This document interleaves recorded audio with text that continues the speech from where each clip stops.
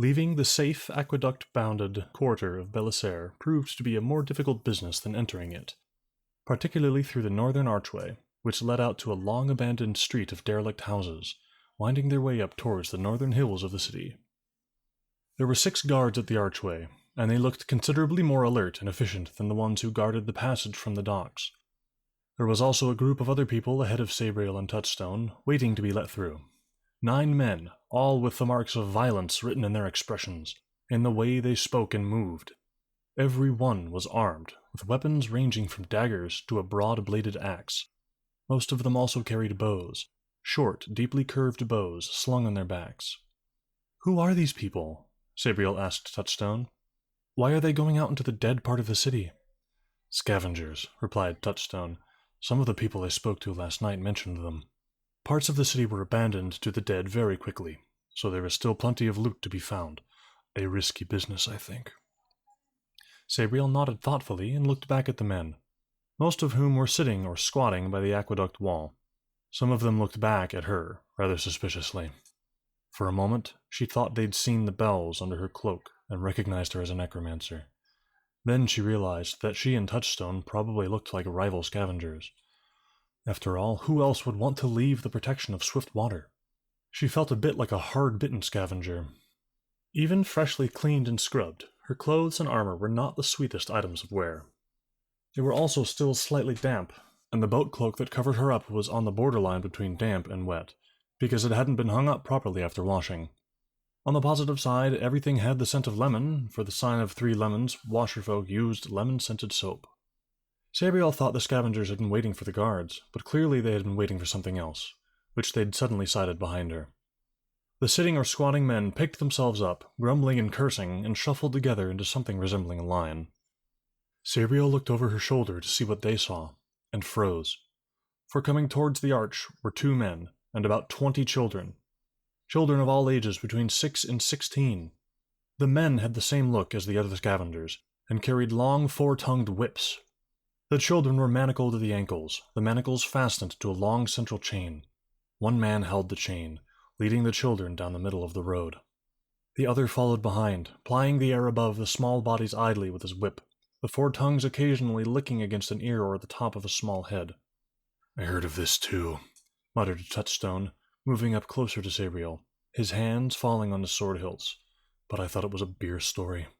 The scavengers use children, slaves, as decoys or bait for the dead.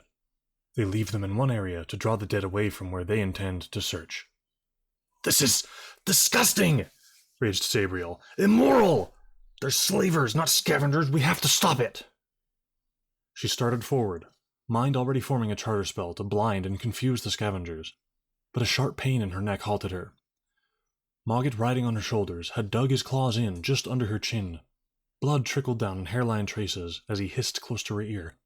"Wait! There are 9 scavengers and 6 guards, with more close by. What will it profit these children, and all the others who may come, if you are slain? It is the dead who are at the root of this evil, and Evorson's business is with the dead." Sabriel stood still, shuddering, tears of rage and anger welling up in the corners of her eyes. But she didn't attack. Just stood, watching the children. They seemed resigned to their fate, silent, without hope. They didn't even fidget in their chains, standing still, heads bowed, till the scavengers whipped them up again and they broke into a dispirited shuffle towards the archway. Soon they were beyond the arch, heading up the ruined street, the scavenging team walking slowly behind them. The sun shone bright on the cobbled street, and reflected from armor and weapons, and briefly, from a little boy's blond head. Then they were gone, turning right, taking the way towards Coiner's Hill. Sabriel, Touchstone, and Mogget followed after 10 minutes spent negotiating with the guards. At first, the leader, a large man in a gravy-stained leather cuirass, wanted to see an official scavenger's license, but this was soon translated as a request for bribes. Then it was merely a matter of bargaining, down to the final price of 3 silver pennies each for Sabriel and Touchstone, and 1 for the cat. Strange accounting, Sabriel thought, but she was glad Mogget stayed silent, not voicing the opinion that he was being undervalued. Past the aqueduct, and the soothing barrier of running water, Sabriel felt the immediate presence of the dead. They were all around, in the ruined houses, in cellars and drains, lurking anywhere the light didn't reach, dormant, waiting for the night, while the sun shone. In many ways, the dead of Belissaire were direct counterparts of the scavengers. Hiding by day, they took what they could by night. There were many, many dead in Belissaire, but they were weak, cowardly, and jealous. Their combined appetite was enormous, but the supply of victims sadly limited. Every morning saw scores of them lose their hold on life, to fall back into death, but more always came. "There are thousands of dead here," Sabriel said, eyes darting from side to side. "They're weak, for the most part, but so many." "Do we go straight onto the reservoir?" Touchstone asked. There was an unspoken question there, Sabriel knew. Could they, save the children first? She looked at the sky and the sun before answering. They had about 4 hours of strong sunlight, if no clouds intervened. Little enough time, anyway. Assuming that they could defeat the scavengers, could they leave finding her father till tomorrow? Every day made it less likely his spirit and body could be brought back together. Without him, they couldn't defeat Caragor, and Caragor had to be defeated for them to have any hope of repairing the stones of the Great Charter, banishing the dead across the kingdom. "We'll go straight to the reservoir," Sabriel said, heavily, trying to blank out a sudden fragment of visual memory, sunlight on that little boy's head, the trudging feet. Perhaps we will be able to rescue the children on the way back." Touchstone led the way with confidence, keeping to the middle of the streets, where the sun was bright. For almost an hour they strode up empty, deserted streets, the only sound the clacking of their boot nails on the cobbles. There were no birds or animals, not even insects, just ruin and decay. Finally, they reached an iron-fenced park that ran around the base of Palace Hill. Atop the hill, blackened, burnt-out shells of tumbled stone and timber were all that remained of the royal palace. "The last regent burned it," said Mogget, as all three stopped to look up. "About 20 years ago. It was becoming infested with the dead, despite all the guards and wards that various visiting aborsons put up. They say the regent went mad and tried to burn them out." "What happened to him?" asked Sabriel. "Her, actually," replied Mogget. "She died in the fire, or the dead took her, and that marked the end of any attempt at governing the kingdom." "It was a beautiful building," Touchstone reminisced. "You could see out over the Saire. It had high ceilings and a clever system of vents and shafts to catch the light and the sea breeze. There was always music and dancing somewhere in the palace, and midsummer dinner on the garden roof with 1,000 scented candles burning." He sighed and pointed at a hole in the park fence. "We might as well go through here. There's an entrance to the reservoir in one of the ornamental caves in the park. Only 50 steps down to the water, rather than 150 from the palace proper." 156, said Mogget, "as I recall." Touchstone shrugged and climbed through the hole onto the springy turf of the park. There was no one, and nothing, in sight. But he drew his swords anyway. There were large trees nearby, and accordingly, shadows. Sabriel followed, Mogget jumping down from her shoulders to saunter forward and sniff the air. Sabriel drew her sword too, but left the bells. There were dead about, but none close. The park was too open in daylight. The ornamental caves were only 5 minutes' walk away, past a fetid pond that had once boasted 7 water-spouting statues of bearded tritons. Now their mouths were clogged with rotten leaves, and the pond was almost solid with yellow-green slime. There were 3 cave entrances side by side. Touchstone led them to the largest central entrance. Marble steps led down the first 3 or 4 feet, and marble pillars supported the entrance ceiling. "It only goes back about 40 paces into the hill," Touchstone explained, as they lit their candles by the entrance, sulphur matches adding their own noisome stench to the dank air of the cave. They were built for picnics in high summer. "There's a door at the back of this one. It may be locked, but should yield to a charter spell. The steps are directly behind, and pretty straight, but there are no light shafts, and it's narrow." "I'll go first, then," said Sabriel, with a firmness that belied the weakness in her legs and the fluttering in her stomach. "I can't sense any dead, but they could be there." "Very well," said Touchstone, after a moment's hesitation. "You don't have to come, you know." Sabriel suddenly burst out as they stood in front of the cave, candles flickering foolishly in the sunshine. She suddenly felt awfully responsible for him. He looked scared, much whiter than he should, almost as pale as a death-leeched necromancer. He'd seen terrible things in the reservoir, things that had once driven him mad, and despite his self-accusation, Sabriel didn't believe it was his fault. It wasn't his father down there. He wasn't an abortion. "I do have to," Touchstone replied. He bit his lower lip nervously. "I have to. I'll never be free of my memories otherwise. I have to do something. Make new memories, better ones. I need to seek redemption. Besides, I am still a member of the Royal Guard. It is my duty." "So be it," said Sabriel. "Anyway, I'm glad you're here." "I am too, in a strange sort of way," said Touchstone, and he almost, but not quite, smiled. "I am not," interrupted Mogget, decidedly. "Let's get on with it. We're wasting sunlight."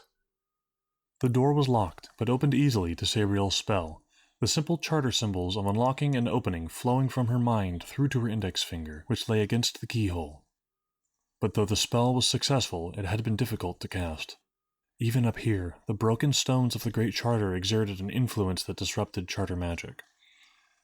The faint candlelight showed damp, crumbly steps leading straight down. No curves or turns, just a straight stair leading into darkness.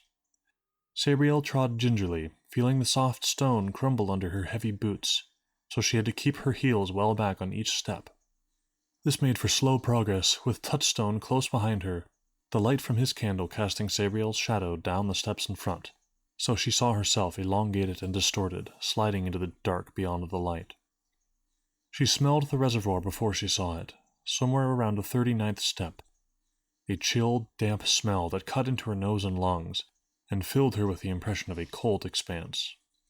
Then the steps ended in a doorway on the edge of a vast rectangular hall, a giant chamber where stone columns rose up like a forest to support a roof 60 feet above her head.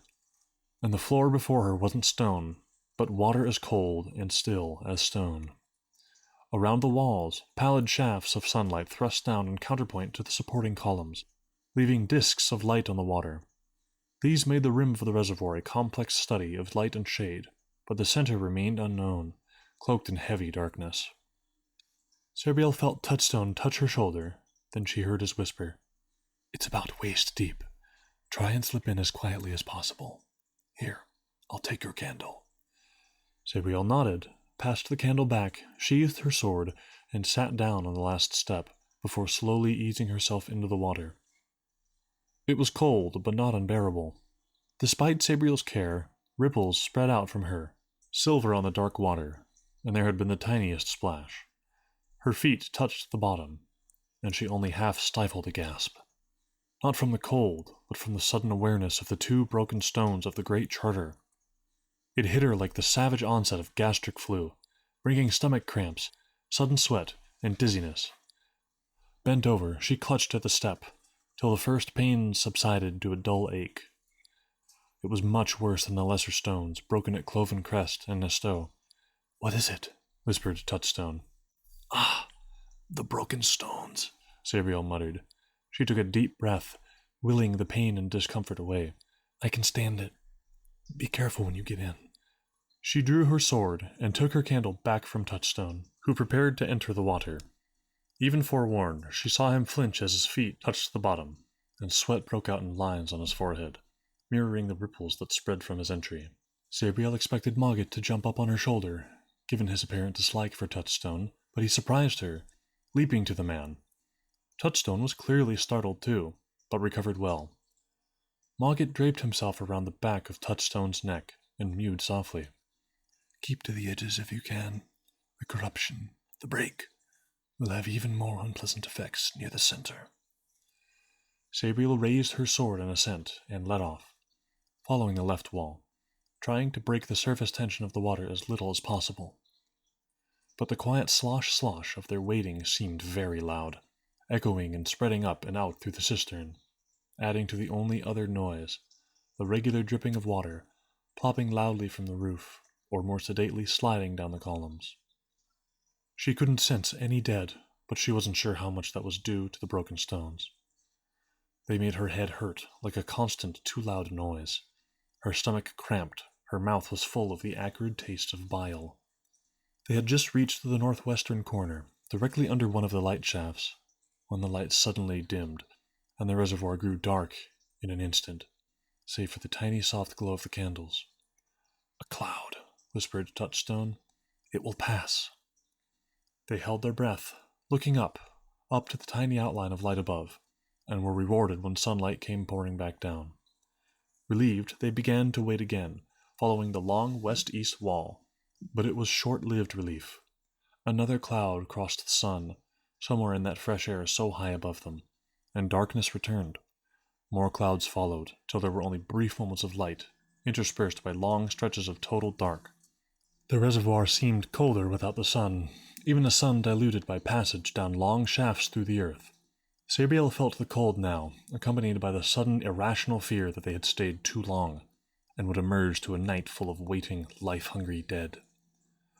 Touchstone felt the chill too, made more bitter by his memories of 200 years past, when he'd waded in this same water, and seen the queen and her 2 daughters sacrificed and the great stones broken.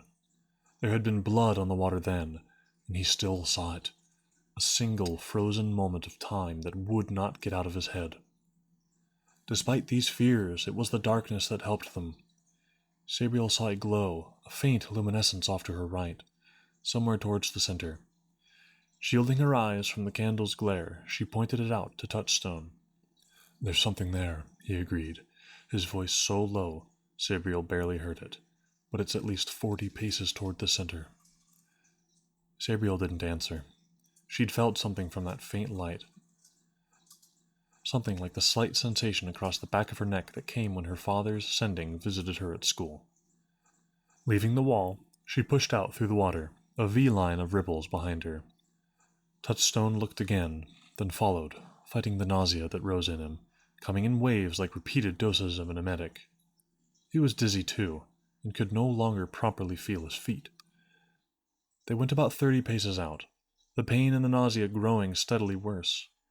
Then Sabriel suddenly stopped, Touchstone lifting his sword and candle, eyes searching for an attack.